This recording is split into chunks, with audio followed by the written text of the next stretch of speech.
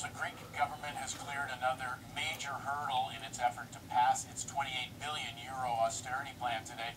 Prime Minister George Papandreou's socialist government won a key vote to implement the plan, clearing the way for widespread tax hikes, public sector job cuts, asset sales, and ultimately another bailout from the EU and IMF.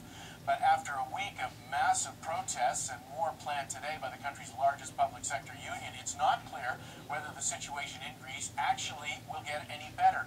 A recent survey suggests 1 in 3 Greek citizens believes there will be a revolution there.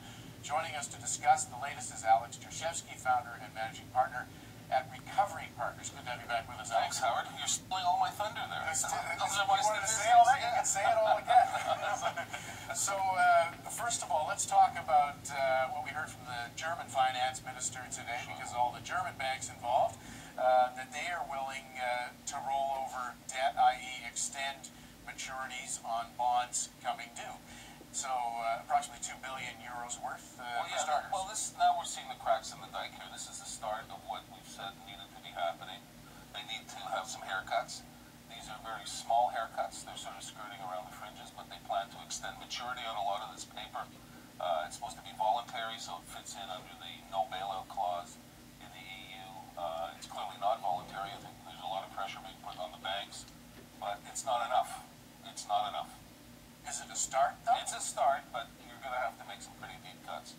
If you look at some models, I think Barclays Capital did an estimate suggesting there needed to be at least a 40% haircut on Greek bonds if they were to normalize the situation. So they'd be getting 60 cents on the dollar. 60 cents on the dollar. And this is a way, the extension of the maturity, the lower coupons is a way of haircutting that paper. But it's something that's happening at the margins, and clearly the Greeks are still in a position where they can't fund themselves. So what is happening right now with the rollover and the extension of these maturities, could this in fact be construed by the rating agencies as a default if the country can no longer fund itself? No, well, the rating agencies have been consulted on this throughout the entire process, and the entire reprofiling has been set up to prevent the rating agencies or the European Central Bank from recognizing what's happening as a default. That's the whole intention of the plan, is to basically... So they've been part of it. Yeah. They've been part of the talks. Yes, absolutely. This has all been going on behind the scenes. So, when is the real crunch then? Is it July 11th when all of this has to happen? The next vote, I think, is July 3rd, where the Greek Parliament has to vote on passing the austerity laws.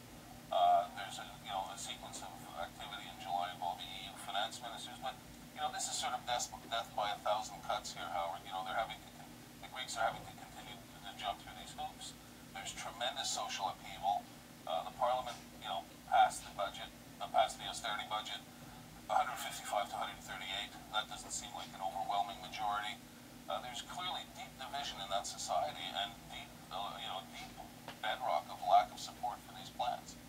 So even if they pass the implementation bill, the implementation law for these austerity measures, that doesn't do it?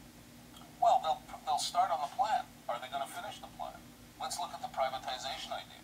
They're going to privatize all the ports and railroads and public sector assets in the country. 50 billion. What happens next? Well, they've got a capital account problem. They're going to be having dividend outflows because these assets are going to be bought by foreigners. How are they going to fund the capital account deficit? More borrowing? Higher tolls on the roads? The plan just doesn't hang together.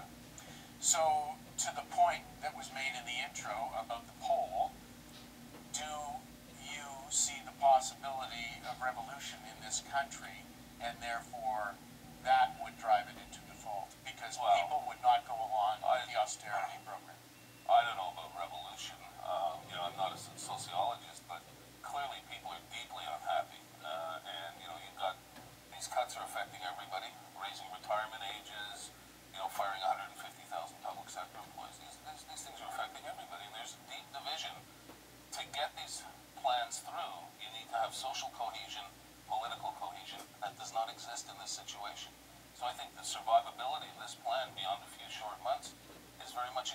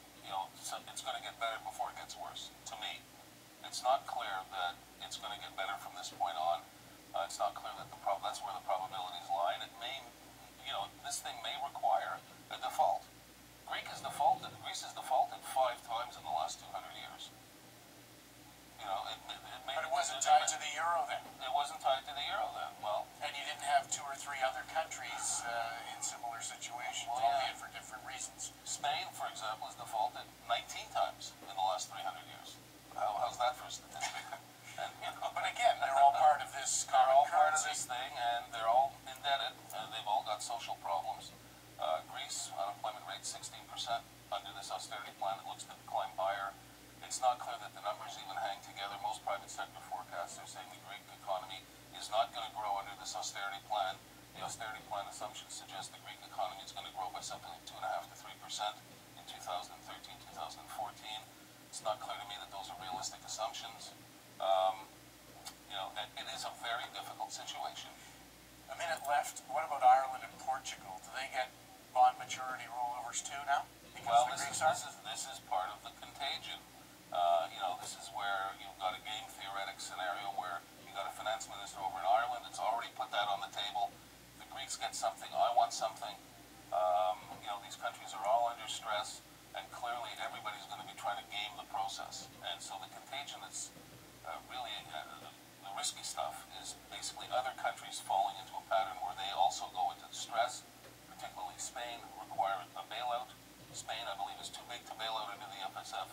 Then you've got a real problem. All right, we will leave it there for the Canada Day.